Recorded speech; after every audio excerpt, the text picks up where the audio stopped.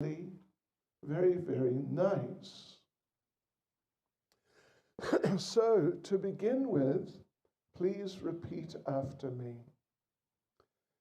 Jai Jai Sri Chaitanya Jai Nityananda.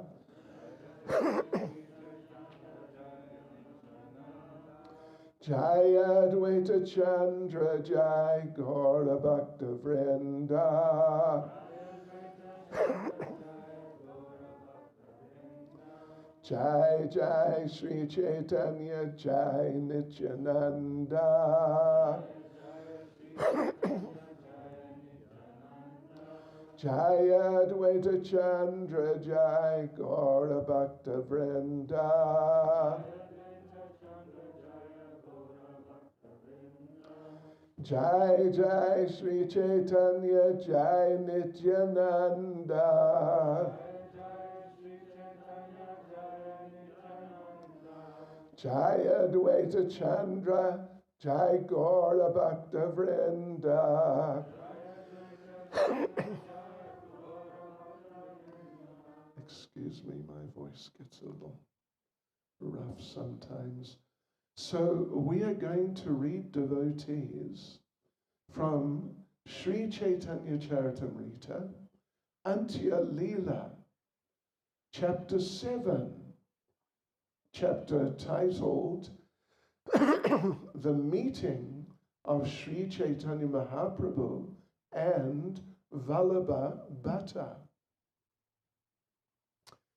And let me just give you a little bit of background, is that Vallabha Bhatta, he was a very well-known scholar and what you would call a Shastri, someone who's really studied scripture a lot. And, well, it's a bit of a long story, who he is, what's his background, and so on. But basically, he had a rather high opinion of himself. He really thought he was very knowledgeable, etc. And in fact, he was a sort of unstable person, you could say. Sometimes he was nice and sometimes he wasn't so nice. Here, he begins by being nice and glorifying Lord Chaitanya. And he actually speaks one verse, which is a fairly prominent verse in our line about the position of Lord Chaitanya. And not just the position of Lord Chaitanya, but the positions of preachers in Krishna consciousness, particularly the most prominent preachers like Srila Prabhupada. So first of all, actually, I'll read this one verse. It's a very nice verse of his, which he speaks in glorification of Lord Chaitanya, and which Srila Prabhupada quoted on a number of occasions. And then we'll see how Lord Chaitanya responds to it. Kali Kalira Dharma Krishna Nam Sankirtan Krishna Shakti Vinanahe Tara Pravatan. Maybe if you listen to Prabhupada classes sometimes, it's quite likely you would have heard that before.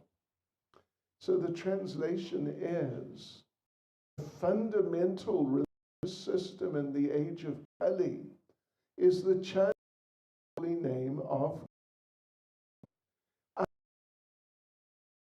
Krishna. One cannot propagate the Sankirtan movement.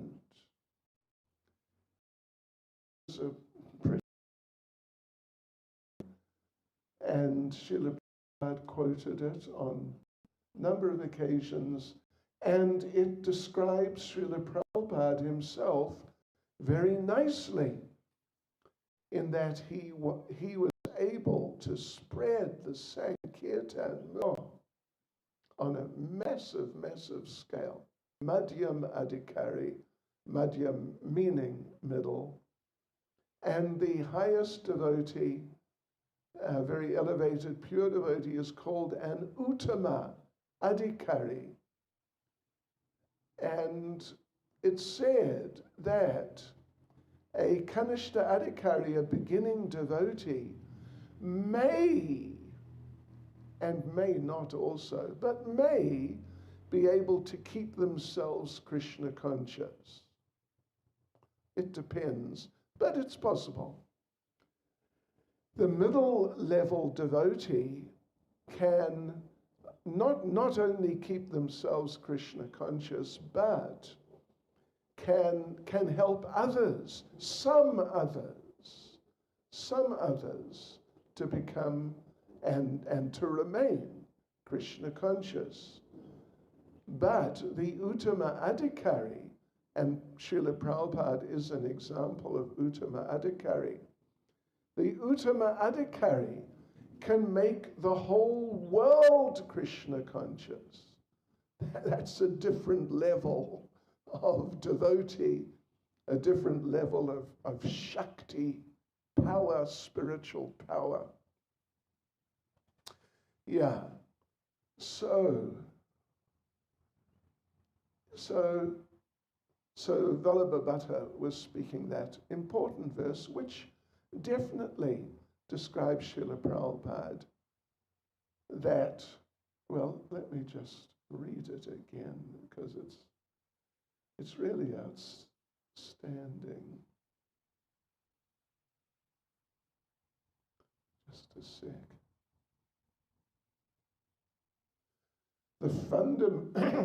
The fundamental religious system in the age of Kali is the chanting of the holy name of Krishna. Unless empowered by Krishna, one cannot propagate the Sankirtan movement. So, like we said, Prabhupada is just such an excellent example of someone who was able to spread the Sankirtan movement, and he just really did. You know, to get me into the Sankirtan movement, I tell you what, you got to have some Shakti. So, and to keep me in it, keep me anywhere, yeah. So Prabhupada. So Vallabhabhata speaks this verse and a few others when he meets Lord Chaitanya, and he's glorifying Lord Chaitanya. It's nice. He's glorifying Lord Chaitanya as being the great, or even the greatest transcendental personality. But Lord Chaitanya is in the mood of a devotee. So Lord Chaitanya was not just generally, but Lord Chaitanya was extremely humble. We gave an example yesterday. Those of you who are here might remember how Lord Chaitanya expressed when he was glorified as having great love for Krishna, then Lord Chaitanya just denied it completely. I actually have no love for Krishna at all. Just zero. So here, having been glorified in really quite a dramatic way, Lord Chaitanya then responds very humbly in a different type of way to what we mentioned last night. But it's really nice. So here we go. This is now Antya-lila chapter 7. This is verse 16. I'll read the Bengali And then I'll just read the translations of the following verses. So, Mahaprabhu kahe shuna, bata mahamati, mayavadi sannyasi ami, na jani Krishna bhakti. Sri Chaitanya Mahaprabhu replied, my dear Vallabhabhata, you are a learned scholar. Kindly listen to me. I am a sannyasi of the Mayavad school. Therefore, I have no chance of knowing what Krishna Bhakti is. Because Vallabhabhata had just said that you have so much Krishna Bhakti, it's just totally astronomical. So Lord Chaitanya says, Shuna Bhatta, listen, Bhatta, that I'm a Mayavadi sannyasi, and Mayavadis are famous for having no Krishna Bhakti, being opposed to Krishna Bhakti, actually. So I'm a sannyasi of the Mayavadi school, and therefore I have no chance of knowing what Krishna Bhakti is. And now this is Lord Chaitanya continuing. Nevertheless, my mind has become purified because I have associated with Advaita Acharya, who is directly the Supreme Personality of Godhead. It's very nice how he responds. So he continues that he means Advaita Acharya. He is unparalleled in his understanding of all the revealed scriptures and the devotional service of Lord Krishna. Therefore, he is called Advaita Acharya. He is such a great personality that by his mercy, he can convert even the meat-eaters, malechas, to the devotional service of Krishna. Who therefore can estimate the power of his Vaishnavism? Yeah. You may have known one or two, you may have met one or two meat-eaters in the past. I have. But by the potency of Srila Prabhupada, they became devotees. Yeah. And there's just a very short purport here. Prabhupada says, it is extremely difficult to convert a malecha or meat-eater into a devotee of Lord Krishna. Therefore, anyone who can do so is situated on the highest level of Vaishnavism. Chaitanya continues, and in the same mood, expressing this very profound humility in quite a different way from just saying, no, I'm not an advanced devotee. Qualifying the other devotees and personalities around him. Lord Nityananda Prabhu, the Avaduta, is also directly the Supreme Personality of God. He is always intoxicated with the madness of ecstatic love. Indeed, he is an ocean of love of Krishna. Sarvabhauma Bhattacharya perfectly knows the 6 philosophical theses. He is the spiritual master of the entire world in teaching the 6 paths of philosophy. He is the best of devotees. Sarvabhauma Bhattacharya has shown the limit of devotional service. Only by his mercy I understood that devotional service to Krishna essence of all. So, expressing his humanity, first of all, he said that me, an advanced devotee, forget it. I'm a Mayavadi. We hate devotional service. But then he's saying that, however, I've had the association of these people who are really wonderful devotees. And maybe I picked up a little bit from them. Srila Ramananda Roy is the ultimate knower of the transcendental mellows of Lord Krishna's devotional service. He has instructed me that Lord Krishna is the supreme personality of Godhead. He has instructed me. I picked something up from him.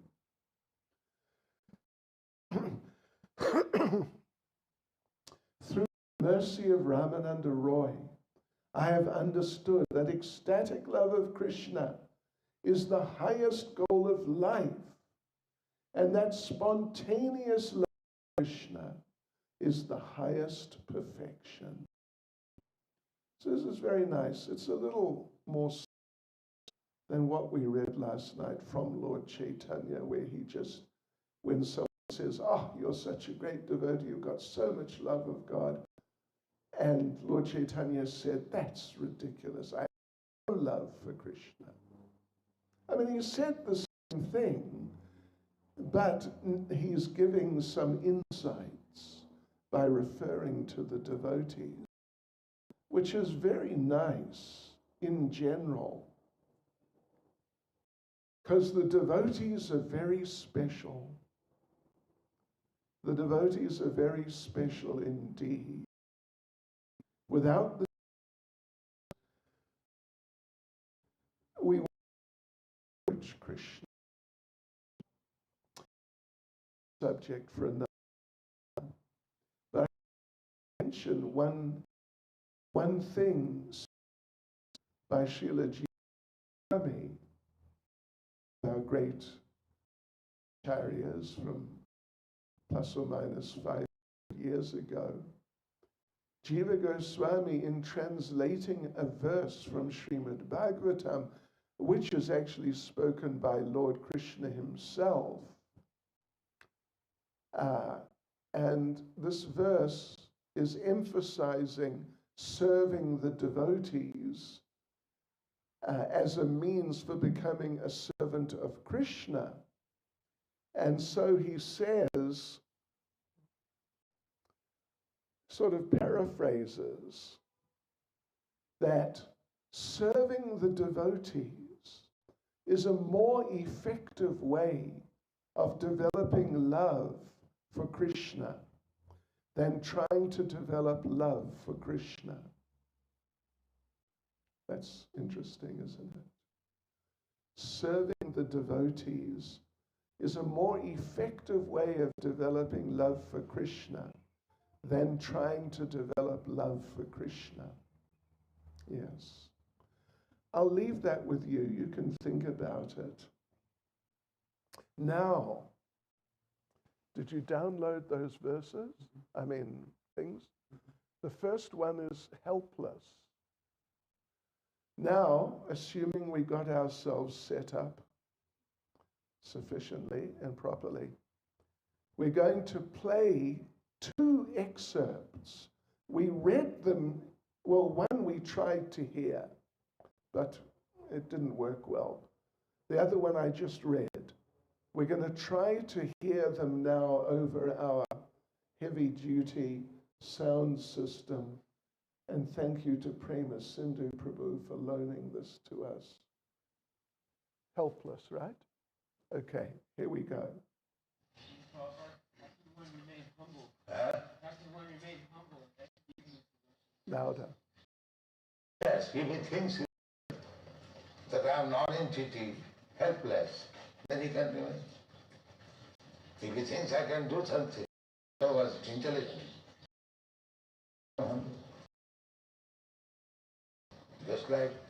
Just like child is humble because he knows that I'm completely helpless. Unless mother helps me, therefore whenever he is in need of something, he cries, Mother, help me. This is helplessness. All Karpanya. This is one of the items of surrender. Unless you think yourself helpless, you cannot surrender. Surrender is complete when you think yourself that you are helpless.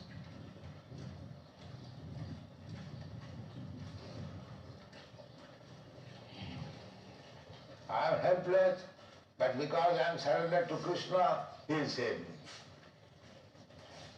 This faith also must be there. That although I am helpless, or not although I am factually helpless, but because I am surrendered to Krishna, I am not danger. He will help, protect. Okay. Did you hear that? Could you follow it? Rajavasi Prabhu? Could you hear it? Is that Rajavasi? Okay. Anyway, you heard it at the back? Were you able to follow it? Wasn't difficult? Okay.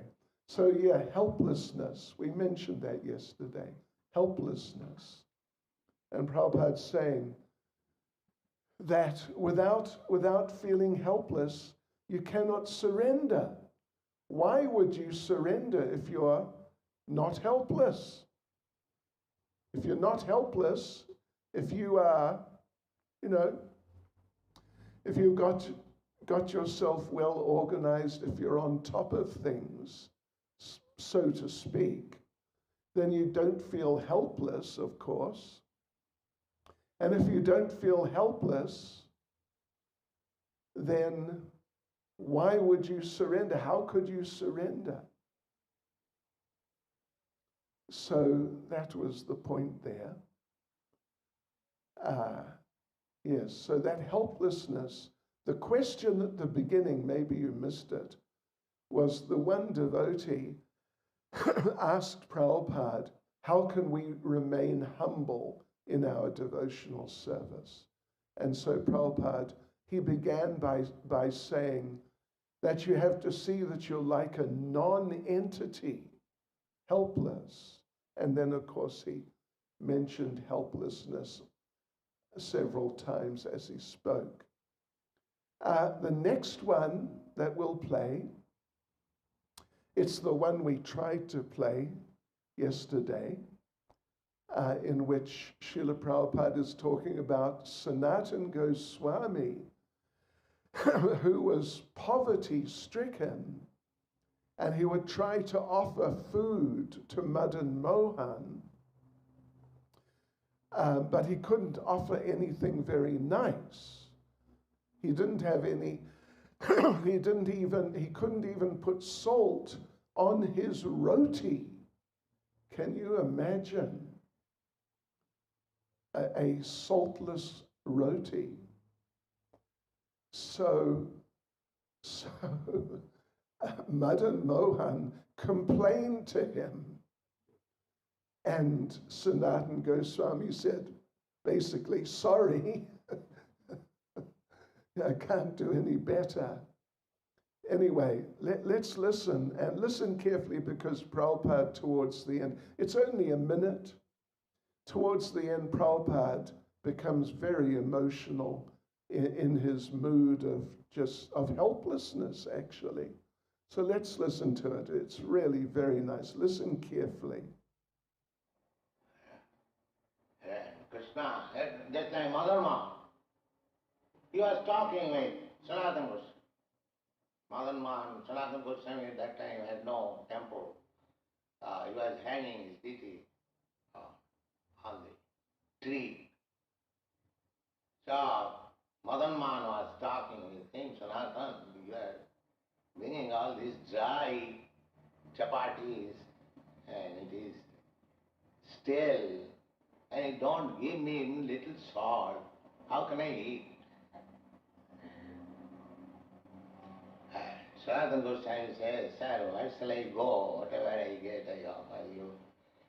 You kindly accept. I cannot move, old man. So Krishna had to eat that. Because the bhakta is offering, he cannot refuse.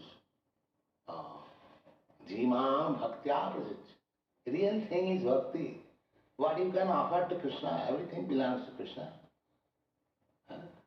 What you have got? What is your value? And what is the value of your things? It is nothing. Therefore, the real thing is bhaktya. Real thing is your feeling. Krishna, kindly take it. I have no qualification. I am most rotten fallen. But I applaud this thing for you. Please take. This will be accepted. Don't be puffed up. Always be careful. You are dealing with Krishna. That is my request. Thank you. Hare Krishna, Srila Prabhupada Ki Jai. Okay, that's some food for thought for you. Let us go into the subject of humility a little more. What is humility? What is it composed of, you could say? What does it look like? But first of all, what's it composed of? First thing, let's give a sort of etymological analysis of the word humility. It comes from the Greek term humilis, from which the English word humility has come, but also the English word humus meaning earth, Humus, humus. Humilus means low, small, slight, or humus, soil, earth. You can't really get much lower than being down on the level of the soil of the earth. So here's a bit of an analysis. What is humility? Having or showing a consciousness of one's defects or shortcomings. To not be proud, to not be self-assertive, to be modest, to be low in condition or rank or position, lowly, unpretentious, an absence of pride or self-assertion, not to be proud or self-assertive, to be submissive. These are sort of different perspectives, you could say, on humility from slightly different angles of vision. In Bhagavad Gita, Lord Krishna gives a definition, you could say, of humility. Humility means not wanting the satisfaction of being honored by others. Here's something, this is pretty profound. Consider this. Humility means accepting the truth about ourselves. And what does that mean?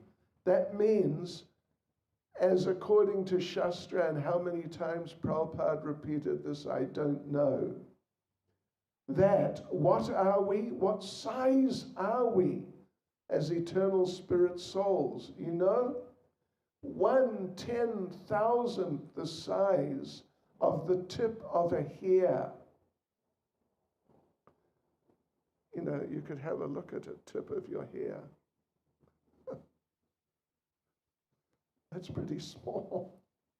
1/10,000th the size of the tip of a hair. That's what we are as eternal spirit souls. That's what we actually are, because we're all eternal spirit souls. You know, we've got these big bodies. Some of our bodies are bigger than others. And generally people identify in these terms, that I'm a man or a woman, or this nationality or that, this age or that, this type of physical build or that. And people think this is me, but it's not me. So what am I then? I'm 1/10,000th the size of the tip of a hair. That's pretty small. And in that sense, what right have we got to become proud? We have no right. And it's simply untrue to be proud, simply unreal. Here's an aspect of humility. Acknowledging you're wrong when you were wrong. I think the previous president of America was not so good at that. Anyway, you know, we shouldn't get into it, should we? Because the current one, you know, on a certain level, he's much more pleasant. But I think he's also got a few problems. I think he eats a little meat every now and then. It's a problem, I'm afraid. It's a lack of humility.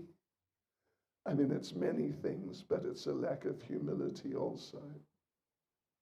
You know, is it a lack of humility to think that I am just so important that in order to keep myself alive and just in order to enjoy my taste buds, some other living entity can just be killed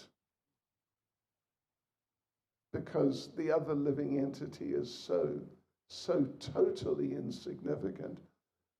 That's not very nice, is it? That's heavy pride. That's super heavy pride. So, to appreciate that we are tiny servants. We're tiny servants. Srila Prabhupada gave the example of the hand in relation to the body. You may have heard the example that the hand puts food, among other things, puts food in the mouth. So Srila Prabhupada said one day the hand decided to go on strike, that I keep putting all the food in the mouth and I get none. And this is not right. Therefore, I'm going to consume the food myself. So therefore, the hand stopped putting food in the mouth and started trying to sort of squeeze it in somehow or other, consume the food itself. And tried, because he wanted to enjoy. The hand understood that it's really nice to eat tasty foodstuffs. So he tried squeezing the food into his hand, but then after a day or a couple of days, something like that, he noticed that he had lost strength really drastically. He was losing strength and he was becoming unable to function. Certainly couldn't function how he normally did. So he thought, let me try putting the food back in the mouth and see if that helps. So again, food in the mouth, and shortly the hand was feeling normal again. So the point there is that in order to enjoy, if we try to give ourselves enjoyment, that is not the way that we can enjoy, not the natural way. But rather, if we give Krishna pleasure, just like the hand, giving the body pleasure by putting the food in the mouth.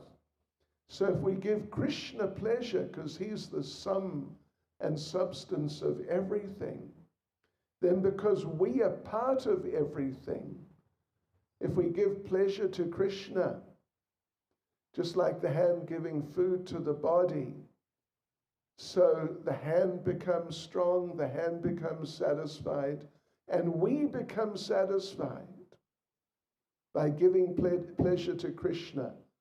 It may sound illogical to some people. Give pleasure to someone else and not to yourself, and then you get pleasure. And if you try to give yourself pleasure, you just don't get pleasure. But that's how it works. So we should try to recognize that we're tiny servants, and that to really get pleasure, we need to serve Krishna. We should appreciate, try to appreciate and give honor to others. We may do a little exercise towards the end of the class here in a little while. We may have you turn around to the devotee who's sitting next to you and try and think of something, some appreciation, how you could offer some respect and appreciation to that devotee. Just have a quick look at the devotee next to you, because you never know. Yeah, we may do that. And you got to have something to say. You don't want to be like Duryodhana. You know that story? Duryodhana and Yudhisthira, there was a competition before the battle, of course. There was a competition. Duryodhana was told, you must go into the city and find someone who is worse than you.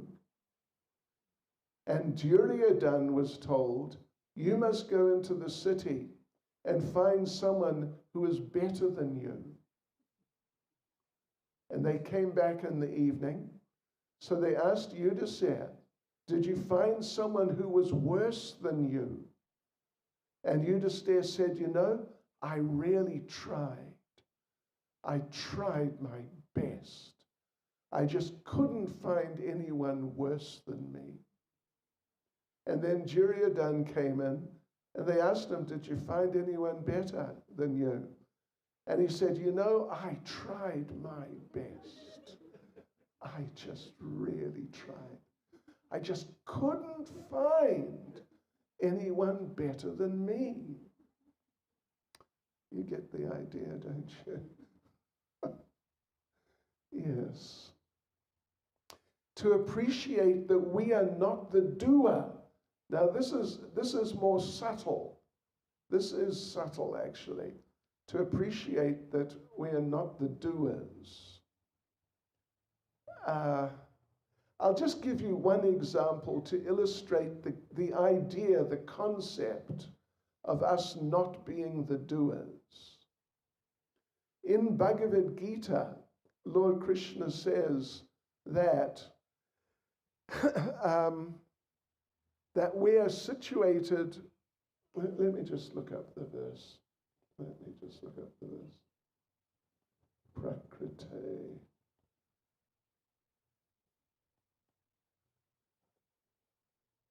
Oh, if I can find the verse. No, I can't find it. But Lord Krishna makes the point that we're situated in these bodies which are composed of the modes of material nature. Can anyone remember that verse? That's a prakrite kriyamanani gunai karmani sarvasha ahankara vimudatma karta aham iti manyate. The bewildered spirit soul, under the influence of the three modes of material nature, thinks himself to be the performer of activities which are in actuality carried out by nature.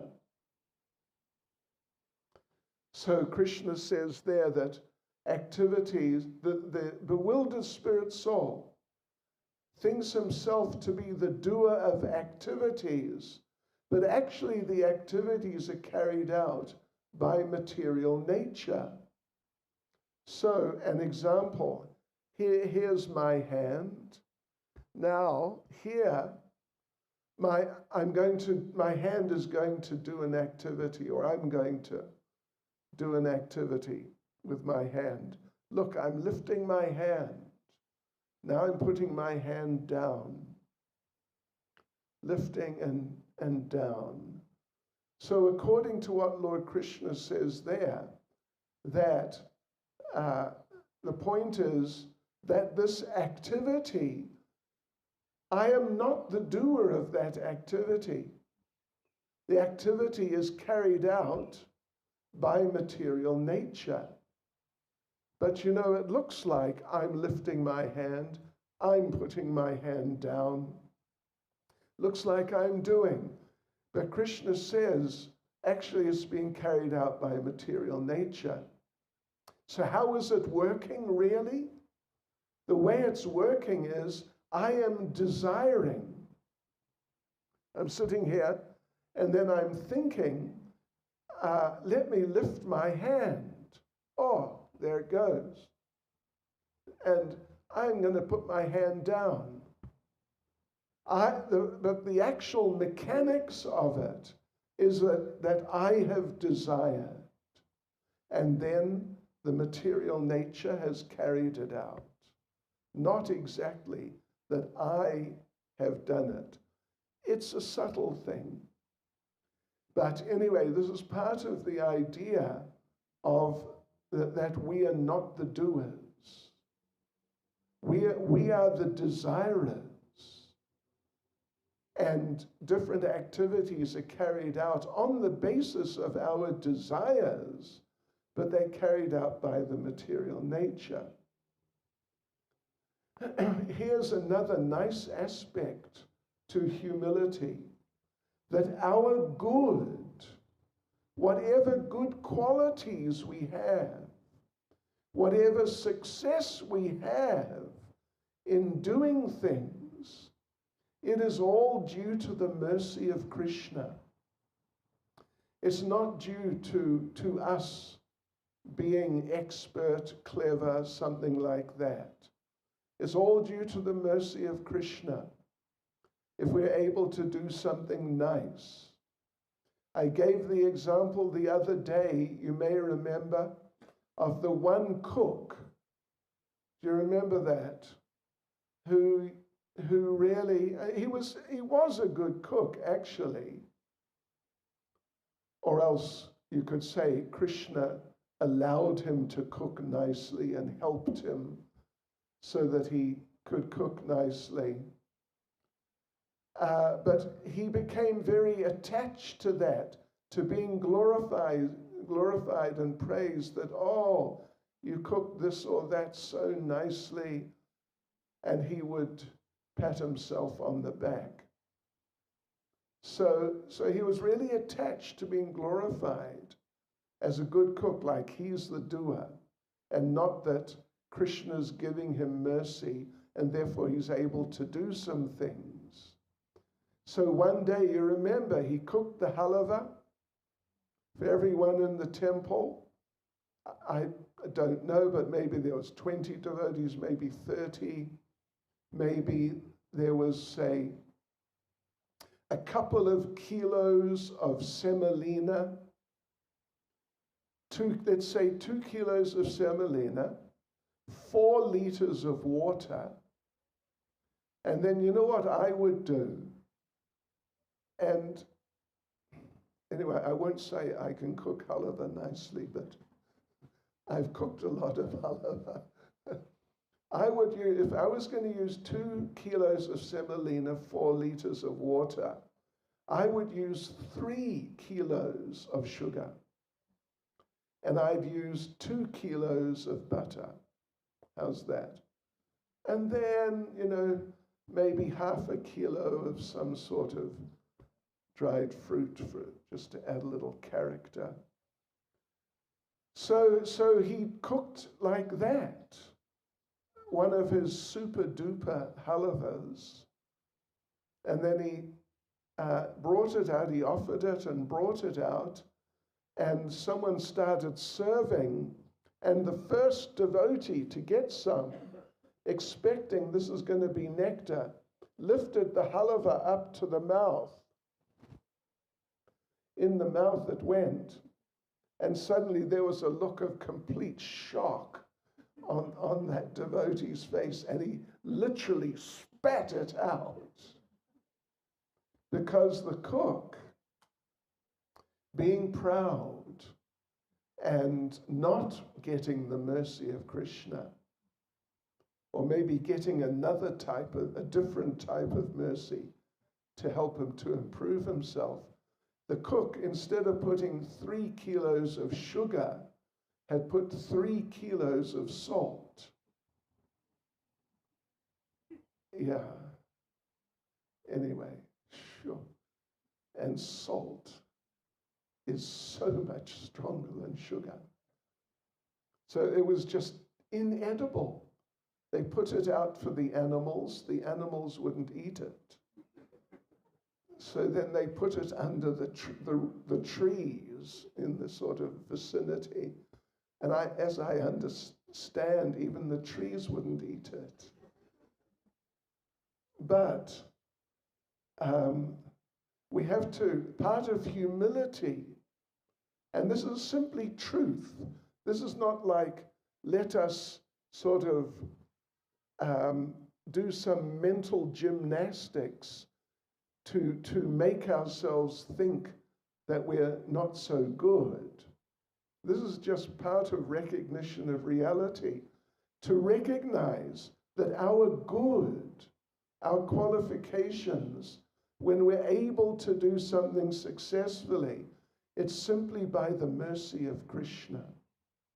And if Krishna withdraws his mercy, if he sees us becoming proud, then as Chaitanya Charitamrita says, well, in regard to humility really, by the mercy of Lord Chaitanya, a lame man can climb mountains. By the mercy of Lord Chaitanya, a blind man can see the stars in the sky. And by the mercy of Lord Chaitanya, a child can understand the conclusive truths of the Vedic scriptures. Like, she can understand easily. I'm talking about a 5-year-old child. How old are you now? Ah, you're big. Middle age.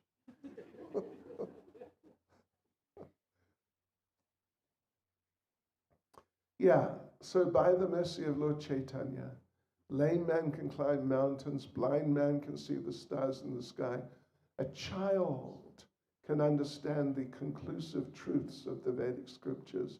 But without the mercy of Lord Chaitanya, even the most expert person, supposedly or apparently, cannot do anything.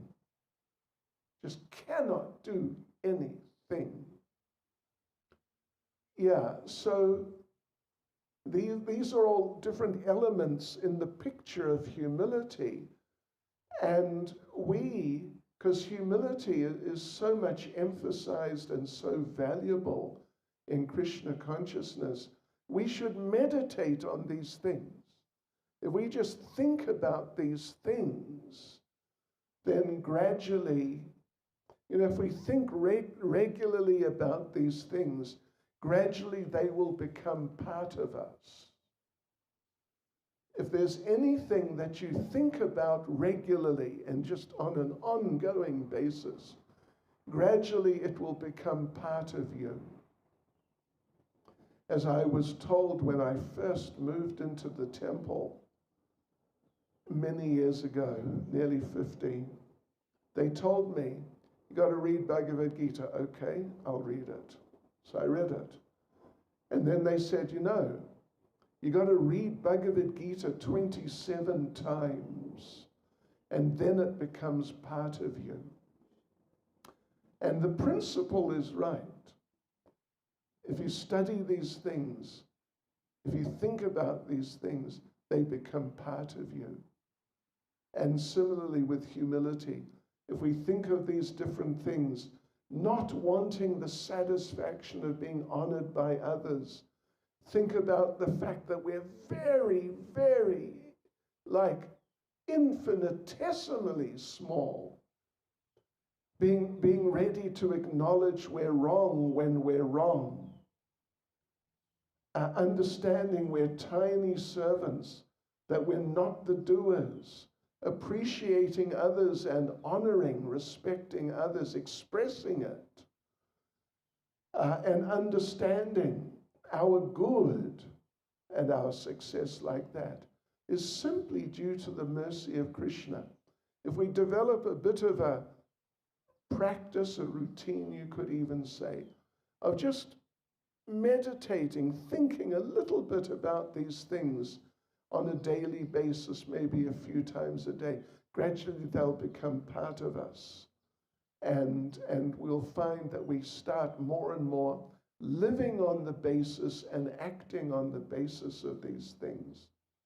Here's an interesting one. Knowing, accepting that there's always room for improvement. Here's a heavy one. Confessing and repenting for your sins and weaknesses. This is extremely important. Being honest. You know, there should be at least one person in your life who you can be honest with. I mean, totally honest with. Not just partially or sometimes, but fully honest. Just open your heart. This is what I am. And they'll be able to deal with that without getting disturbed or angry or becoming sarcastic or something. So that's an extremely important one. Confessing and repenting for your sins and weaknesses. Feeling lowly without feeling depressed or self-centered. This is related to the first little recording we played earlier. Helplessness. Knowing that I'm helpless, which is true. Knowing that I'm helpless, but then also knowing that Krishna's there and Krishna will help me. Krishna will protect me. So therefore I can be humble and feel lowly, but not feel depressed and not feel like giving up and just, what's the use, what's the point? Being self-honest, being honest with yourself. Tolerance as part of humility. Here's an interesting one. Tolerance is the essence of humility. Think of that. Then surrender, of course, surrender. Without humility, there can't be surrender. Compassion. Humility is an ornament of prema. Humility is an ornament of love.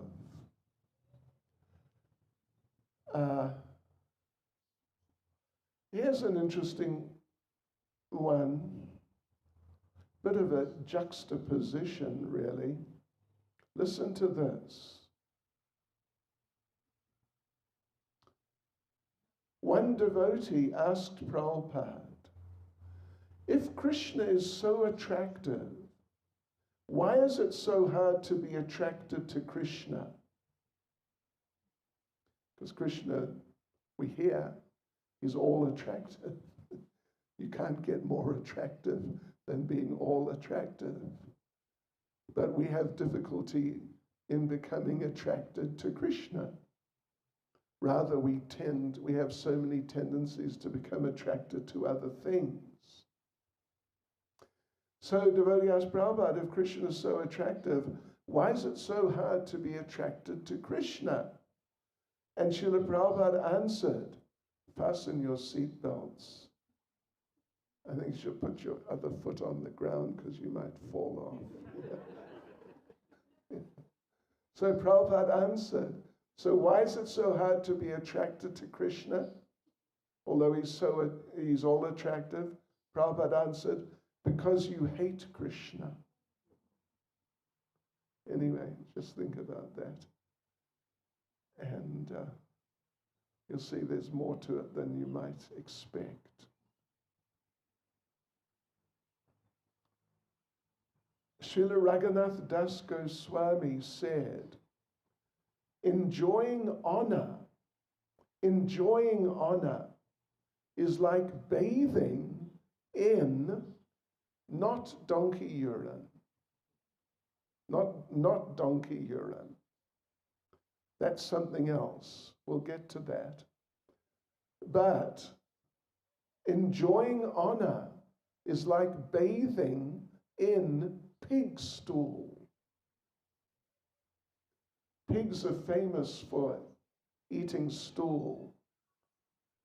You know, I'm sure you've heard Prabhupada on numerous occasions talking about the pigs and eating stool. The pigs would rather eat stool than a nice plate of halava. So, you know, I've seen in India, once we were on a train many years ago, going somewhere in India, and you know, in the villages they have these stool fields. People don't have toilets. They just go out, there's a field. It's a communal toilet, open air conditioned. And one day we saw one man, it was early morning, like 6, and the people go out at that time to the stool fields. And we saw this one man, he's crouching down, crouching on his haunches, and in the process of passing stool. And there are like 3 pigs on the other side of the stool field, and they must have been having a bad day. Maybe not enough people came out to pass stool. So these pigs, they had a race to get to the man first. I'm not joking at all. And they were just flat out. And they're going so fast, and they didn't want to slow down, you know, for when they reach him. They reached him at full speed and knocked this man flying. Oh, Krishna. Yeah. So yeah, that's the pigs. They like to eat stool. And then they pass stool, of course. So it's like super stool. You get the idea. Don't mind me too much, please. We get onto these types of tangents every now and then. But Prabhupada talked about this. And Raghunath Das Goswami said, enjoying honor is like bathing in pig stool. Yeah. Why would someone think of honor being like bathing in pig stool? Because what could be worse than bathing in pig stall? And in many cases, even if people have everything they want, they still want honor. Even if they've got so much money, just too much money, there's no question of being able to use it, really constructively for your life, but they still want honor.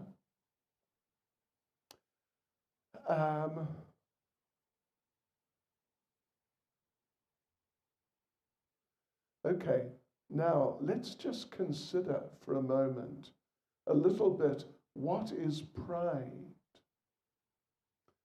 Pride is an unduly high opinion of oneself. You're not that good, but you think you are. Pride means to want honor, to see yourself as the doer, to be motivated for doing something for the sake of getting honor. And there's a saying, this is an interesting little saying, that on the way up, as you're going up, becoming more important, on the way up, you better be nice to people because you're going to see them on the way down again.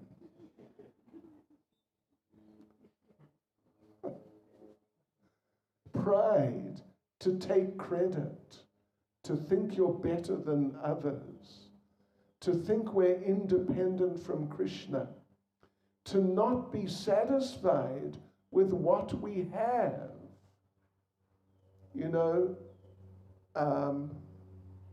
Lord Vamana told Bali Maharaj. Bali Maharaj said to Lord Vamana, you ask me for something, whatever it is, I'll give it to you. Just think of whatever you want. And Lord Vamana said, yes, thank you. I want as much land as I can cover in 3 of my steps. And Bali Maharaj said, come on. I can give you a country. I can give you a planet. Lord Vamana is like a 5-year-old child, apparently. And Bali Maharaj said, listen, you're too young. You don't understand the value of things. Let me give you a planet. How's that? And Lord Vamana answered, if I could not be satisfied with 3 steps of land, then what to speak of a planet? I would not be able to be satisfied with a universe. It's a principle. It's a principle. It's not a quantitative thing exactly. It's a principle. And the principle is more. And the idea that if I get more, then I will be more satisfied. So, yes, to not be satisfied with what you have is a fault connected with pride. To be judgmental, to think that we are the best religion.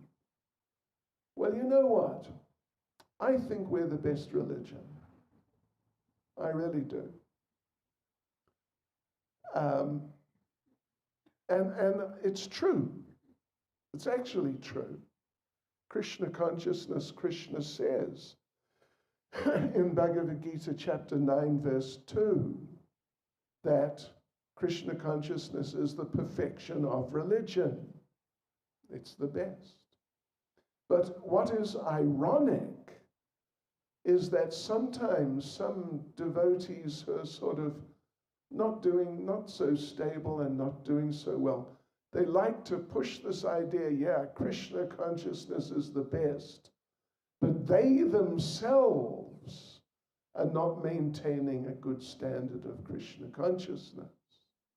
But still they'd like to get up and criticize other religions, because sometimes in other religions you get some very, very sincere people. You get some extremely sincere people. And here's someone who may be kind of like a lazy devotee, a devotee who can't be bothered type of devotee to practice and actually follow properly. But they like to criticize other religions.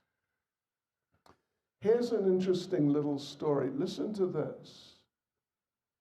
Sure. Try and follow this. It's slightly complex.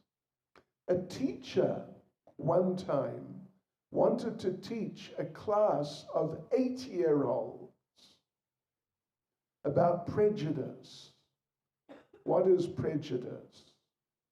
So she didn't say that, we're going to teach you about this. Just one day, she told the children that I had just read a report that definitely proves that children with brown eyes are not as intelligent as children with blue eyes. What do you think of that? I've got blue eyes. So she told them, yeah, it's definitely proved. So then she said, so okay, all the children with brown eyes, you must stand at the back of the class. So they all went and stood at the back. And then the other children were making fun of them. You're stupid and all that. So the children with the brown eyes got a hard time. The next day, devotees, the teacher came and said, listen, children, I'm so sorry. I made a terrible mistake. Actually, the report said that the children with brown eyes are more intelligent than the children with blue eyes. So the blue-eyed children have to stand at the back. And then the children with the brown eyes gave them a hard time. So like this. Then she told them, then you know what she told them? She told them that she just made it up so they could understand, get some experience of what is prejudice. Yeah.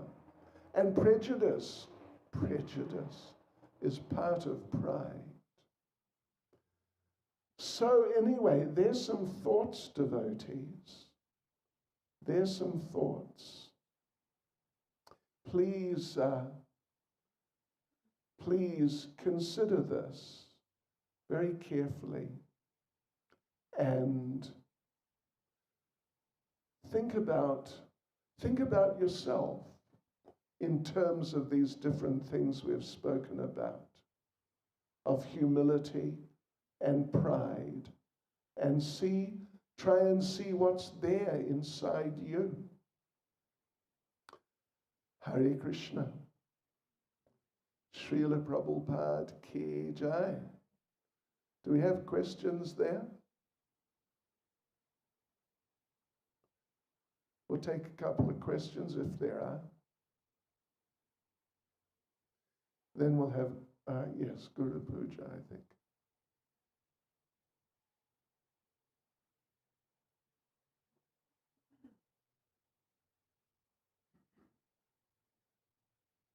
Okay, this is the first question, Maharaj.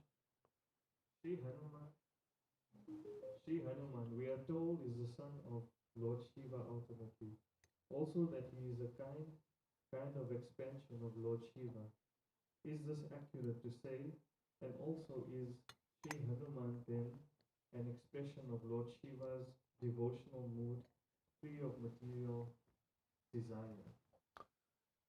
Haribol. Did you all hear that?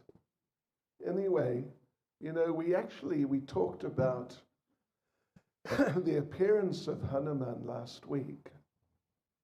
I don't know if the devotee who asked this was present last week.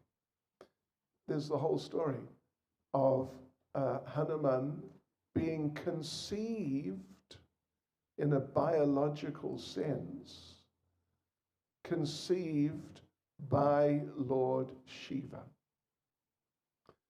But then sort of nurtured by Vayu. So anyway, I do think, not I do think, but I'm pretty clear that this idea that, what is it, Hanuman is Lord Shiva, what? Purified of... So what it says here, it says that also that he is a kind of expansion of Lord Shiva. Well, he's like biologically a son. And then what was the last bit though?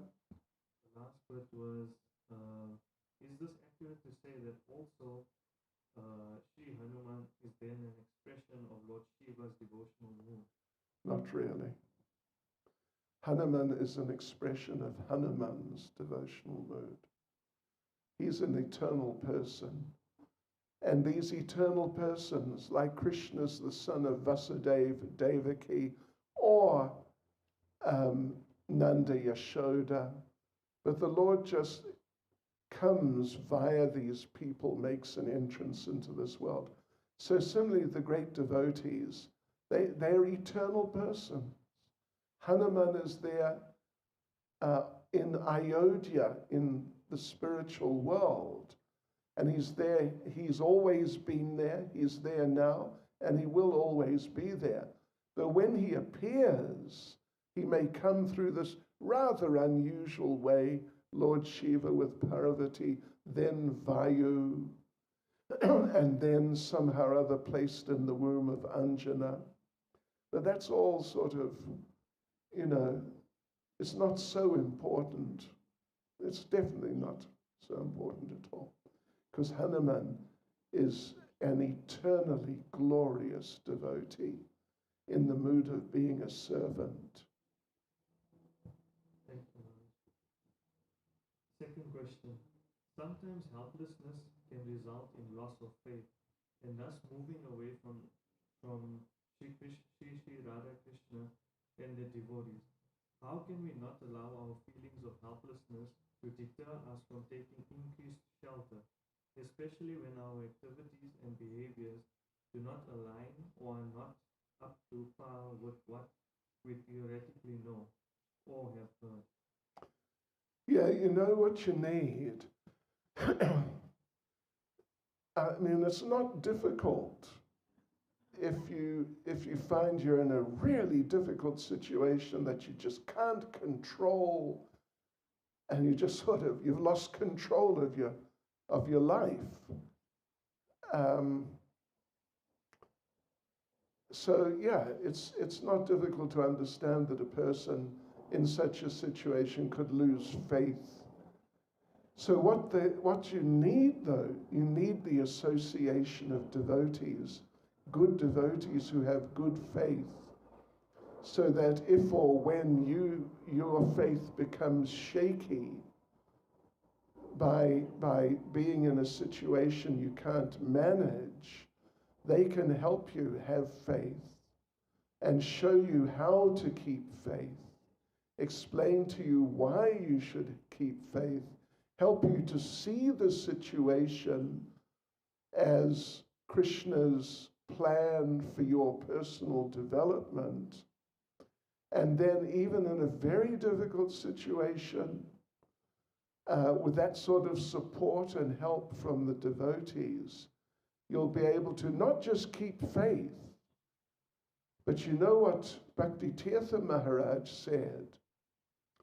One thing he said was, when I see a test is coming to me, some difficult situation is just appearing in my life, then he said, when I see some test is coming to me, then I think, here comes Krishna in the form of the test.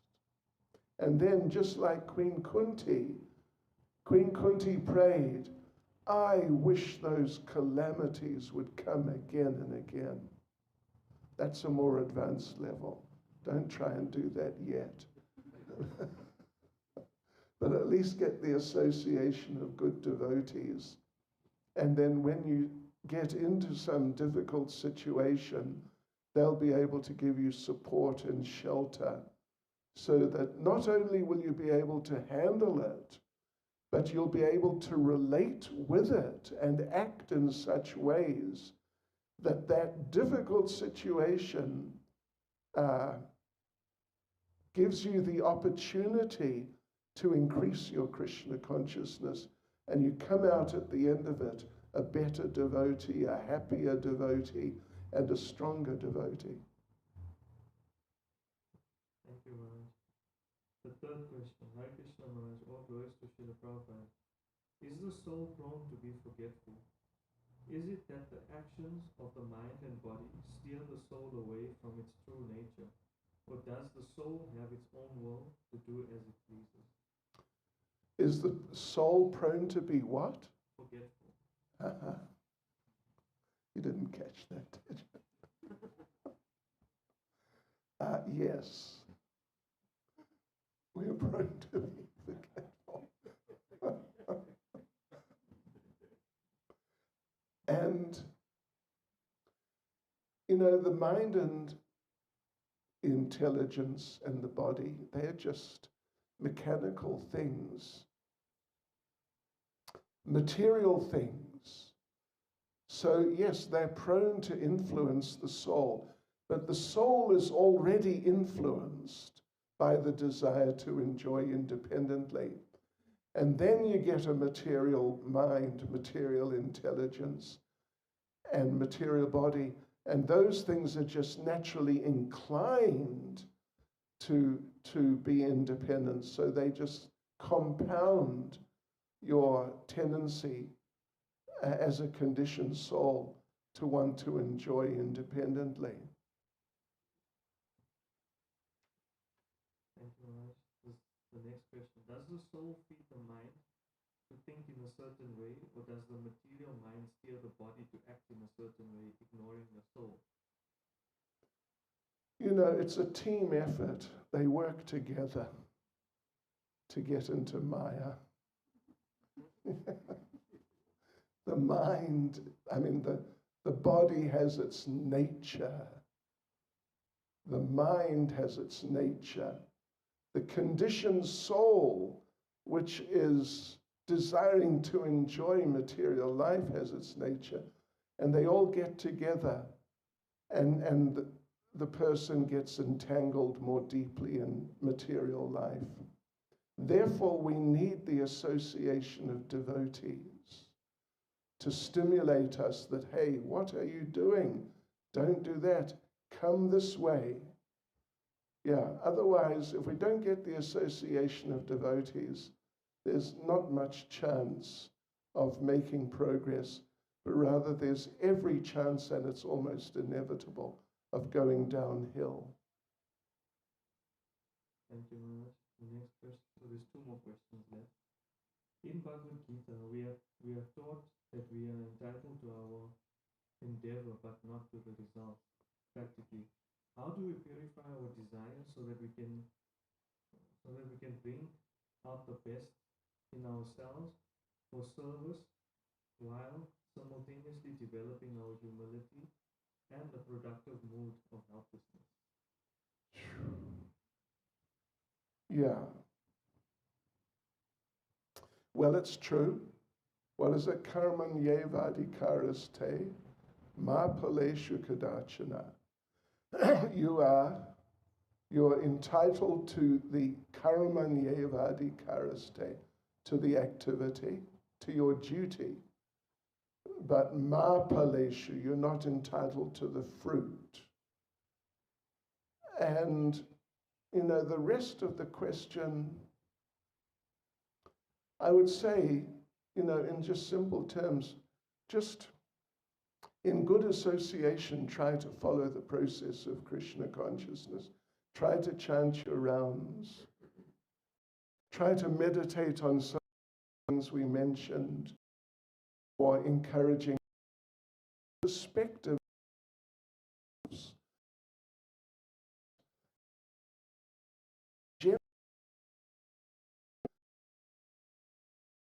and keep practicing, keep chanting, associating with good like that, make progress. Thank you. So the last question now, Hare Krishna Maharaj. In the CC, it is recommended that chant Hare Krishna incessantly in order to remain humble. The activity of to give the mechanism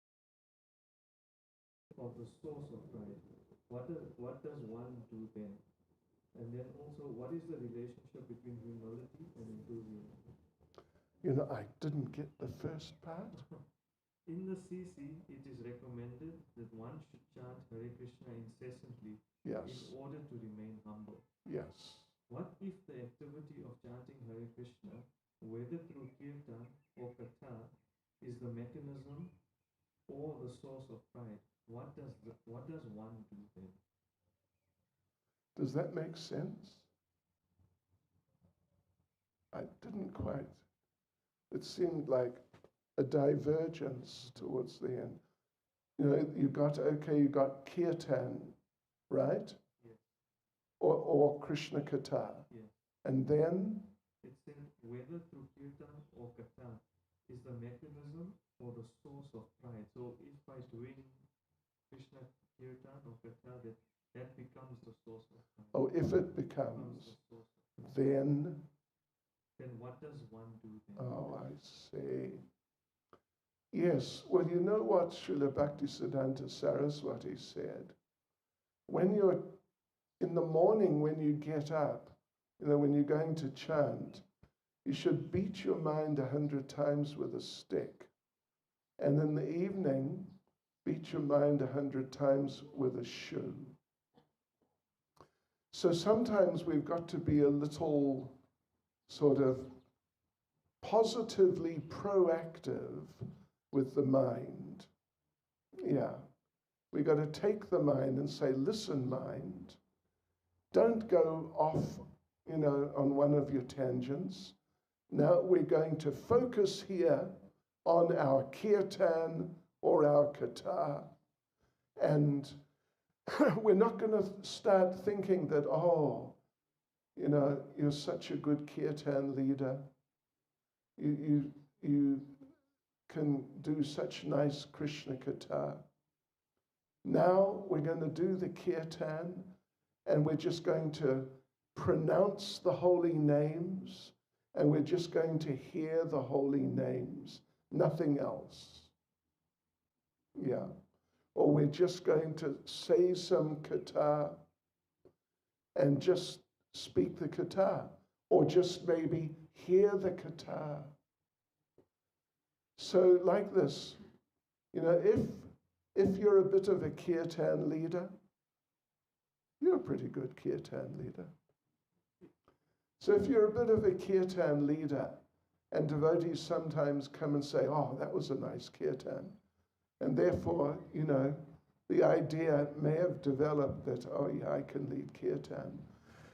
So when you do, pride just regularly starts to arise. Then you got to take your mind in hand and just tell your mind, you know, stop this, you rascal. And then keep the mind focused. And the thing is that the holy names and the katha, Krishna conscious sound vibration, has so much potency because the chanting is so powerful that if you keep on chanting, it'll gradually cleanse away the offenses.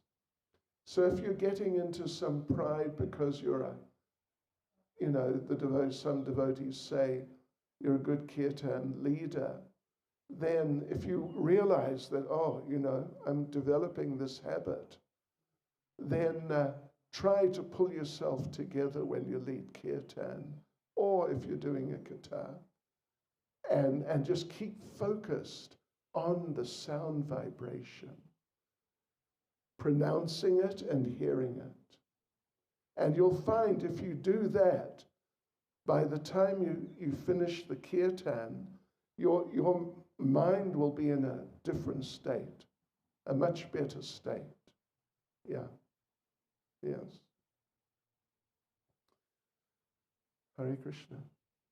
This is one more in the same question. So, what is the relationship between humility? Real enthusiasm. One thing we're going to talk about next weekend, it's from Brihad Bhagavatamrita, is that it's either Uddhava or Narada Muni, I forget which one, but it's one of the two, tells Gopakumar that humility, dainya is a Sanskrit term for humility.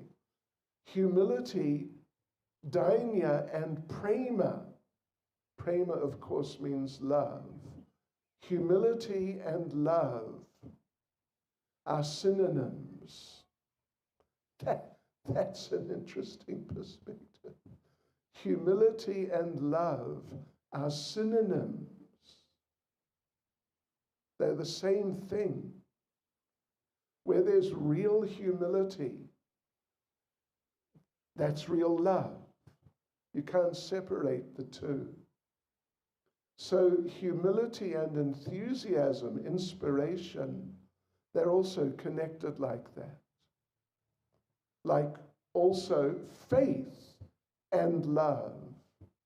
Love is a developed form of faith. Now, these are very interesting, apparently somewhat esoteric understandings. But as faith develops, it transforms or just manifests as love. And humility, as humility develops, it manifests as love, as prema. So yeah, enthusiasm, inspiration in Krishna consciousness. The more we become genuinely humble, the more we'll feel that we want to chant, we want to serve, we want to associate, we want to hear all these Krishna conscious things. The more humility manifests in our heart, the more, in a very natural and spontaneous way, attraction will come to those things, towards those things. Is that okay?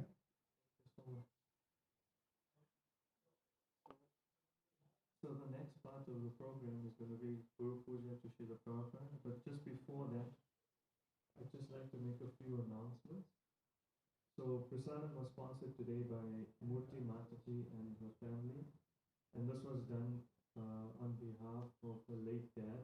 So please just thank her when you see her, when you're taking prasad. And then if you would like to cook or sponsor the prasadam, so the sponsor is 1,008 rand to cook for the devotees for one Sunday feast. And if you would like to cook it also, you can contact Madhurika Mataji. If you don't know, you can ask one of us here and we'll direct you to Madhurika Mataji. And then there's some service opportunities at the Govinda's restaurant on the weekend. So if you feel free and feel inspired to do some service, you can come through and do some service at the restaurant. Then there's devotee prasadam cooking for Saturday and Sunday. So I'm assuming that's the lunch and the supper as well as the breakfast for the devotees that live here at the temple. And then one more service opportunity, or this Harinam. And then there's fundraising committee, so helping to fund the temple to get some Lakshmi to maintain the temple facility. And then communication, so to communicate to the devotees, but also to help get reach to the outside communities also. So if you have any ideas or any suggestions, please come forward and we can put you in contact with the right devotees and you can assist in spreading this movement of Srila Prabhupada. And then also, if you want to know who you can contact to actually start, or if there's any service that you would like to do that you can offer to the temple, also please come forward, even if it's not listed on this list, but please do come forward. You know, any service is of great help in this movement. So, we'd really, really appreciate it. And then lastly, I'd like to thank His Holiness Bhakti Chaitanya Swami Maharaj for this amazing class on humility. Also, can we please just kindly raise our hands and loudly with your heart please kindly chant. Hare Krishna, Hare Krishna, Krishna Krishna, Hare Hare, Hare Rama, Hare Rama, Rama Rama, Hare Hare. Thank you so much, Maharaj.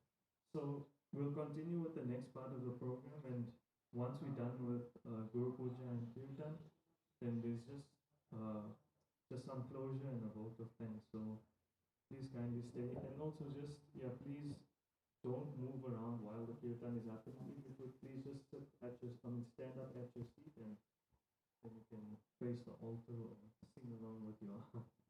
Thank you so much. Hare Krishna. And we'll also have japa at the end for those who'd like.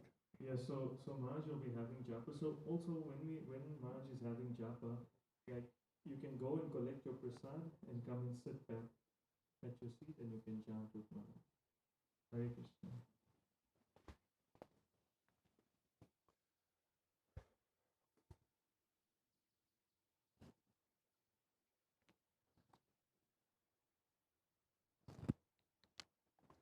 So shall I sing or do you want to sing? I'll try. This mic is not so good. Our mic is better. We can change it. Yeah, let's change it. Is that our mic? Not our, but it's good. Yeah.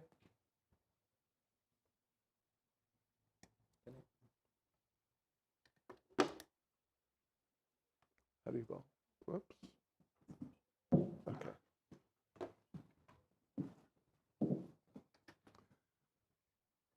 Jai Prabhupada, Jai Prabhupada, Jai Prabhupada, Jai Prabhupada.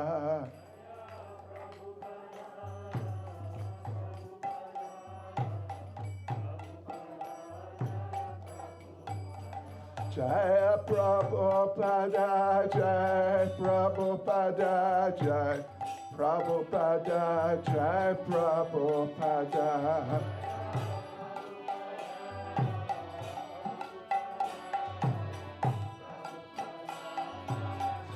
Jai Jai Prabhupada, Prabhupada, Prabhupada, Prabhupada.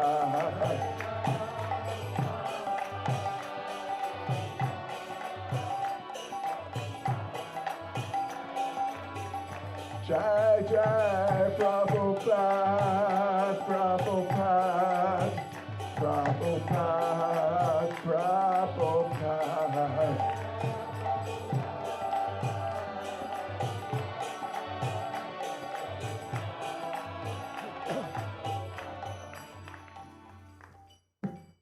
Sri Guru Charana Padma Kevala Bhakati Sadma.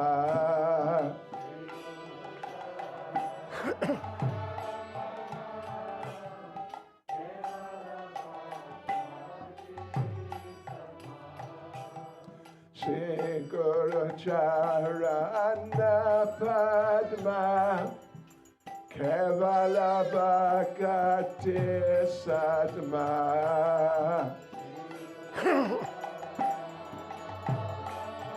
Prabhupada.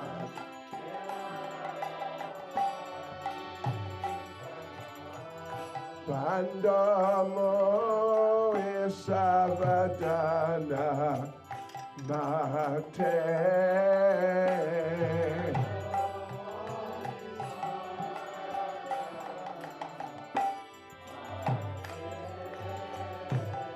Bandamo Isavadana Mate.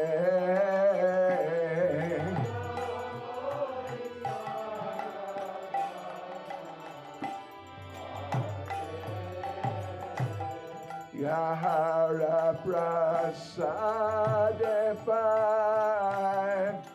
Hebhavatarya Jai.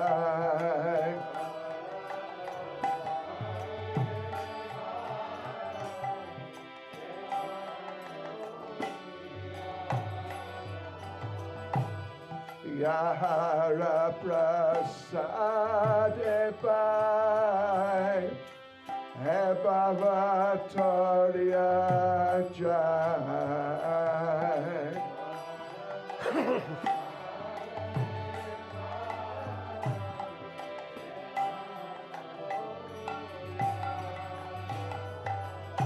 Krishna Prapti Hoya Haite.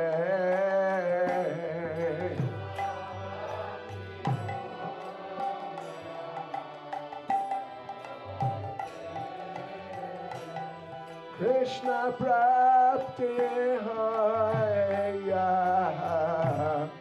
Haite.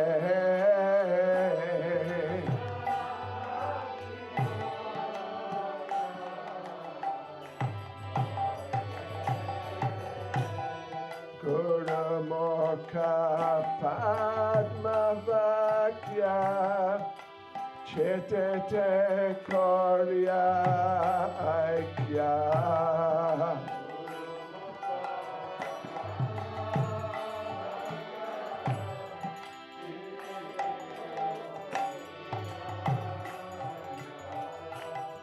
Gurumukha Padmavakya Chetete Korya Aikya.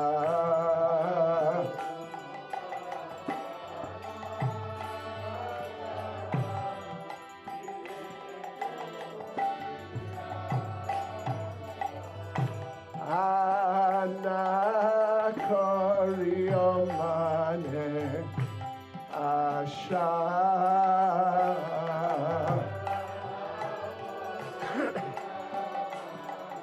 Prabhupada. Anakoriyomane Asha.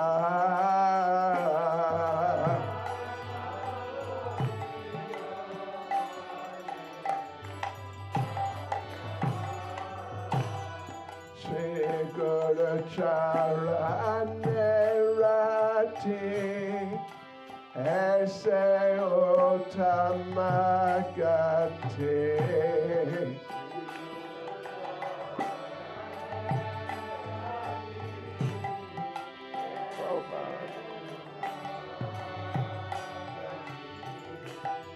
Shri Guru Charane Rati Ese Utamagati.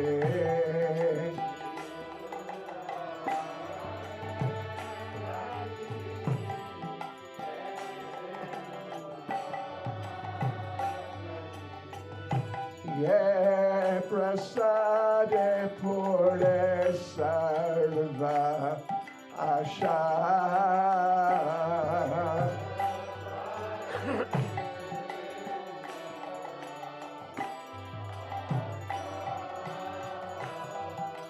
Ye Prasade Pure Sarva Asha.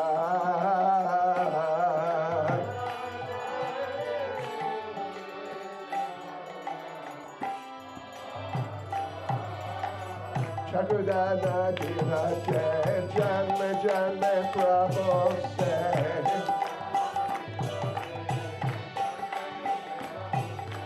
Chakudana Divache Janme Janme Prabhu Se.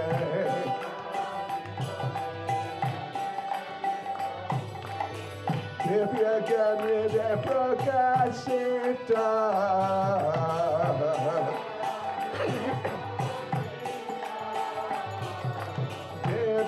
Ganide Prakasita.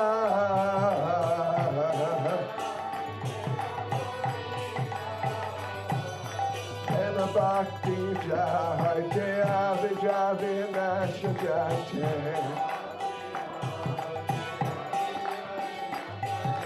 Hema Bhakti Jai Jaya Vijaya Vinasha Jate.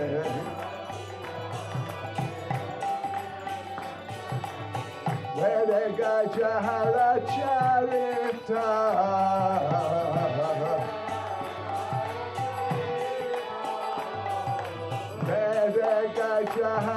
Charita.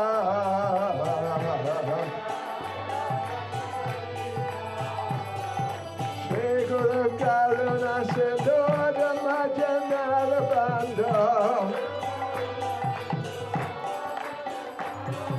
Shri Guru Karuna Sindhu Dhammajanara Bandho. Lokanath Lokarajivana.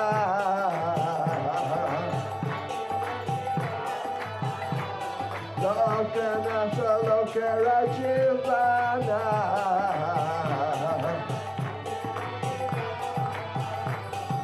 Aprabhu Koradaya Demore Padacha. Aprabhu Koradaya Demore Padachaya. Evidas Kusuti Bhavana.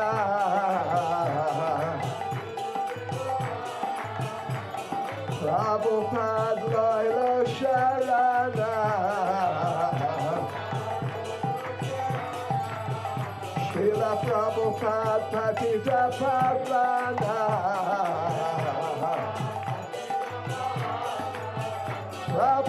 Prabhupada, Prabhupada, Prabhupada, Prabhupada.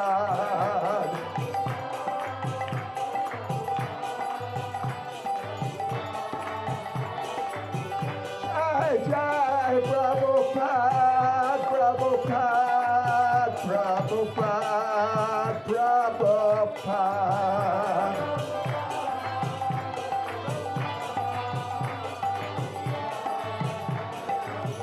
Jai Jai Prabhupada, Prabhupada, Prabhupada, Prabhupada.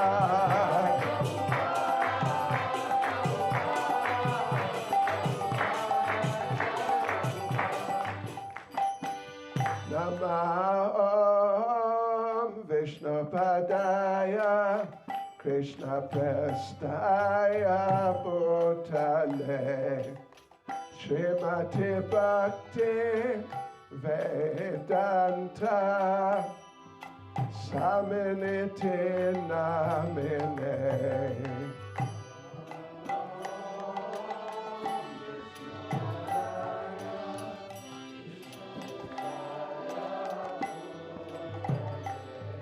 Prabhupada.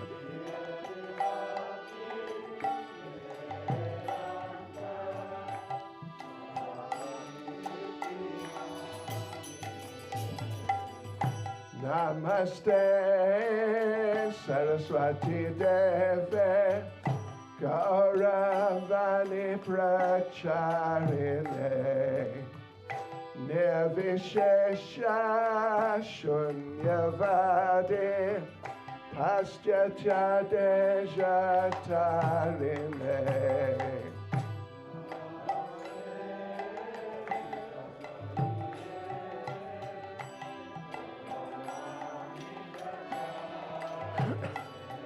Prabhupada.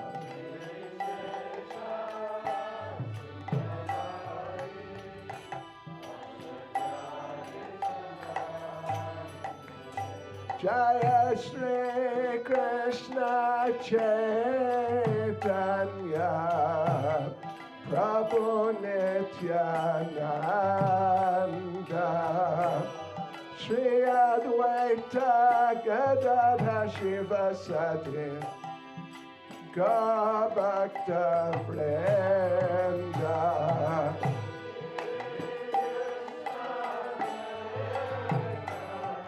Chaitanya Nityananda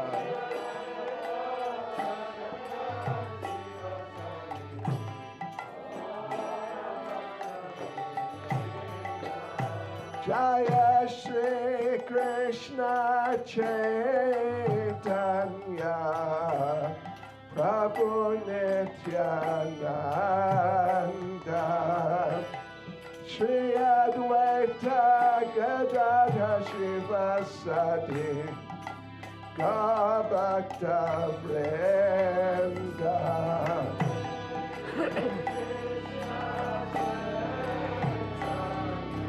Chaitanya Nityananda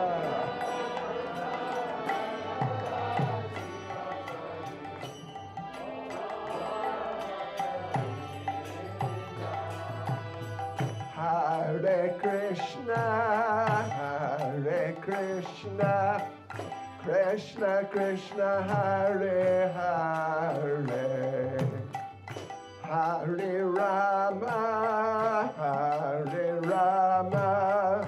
Rama Rama, Hare Hare.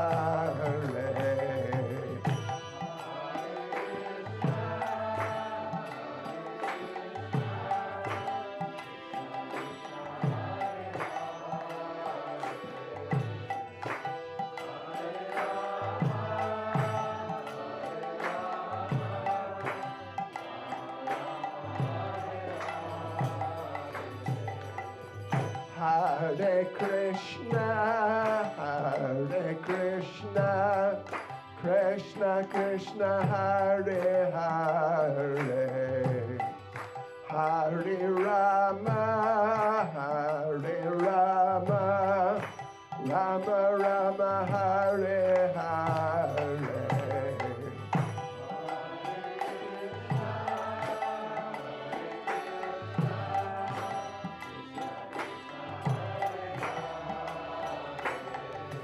Gaurita.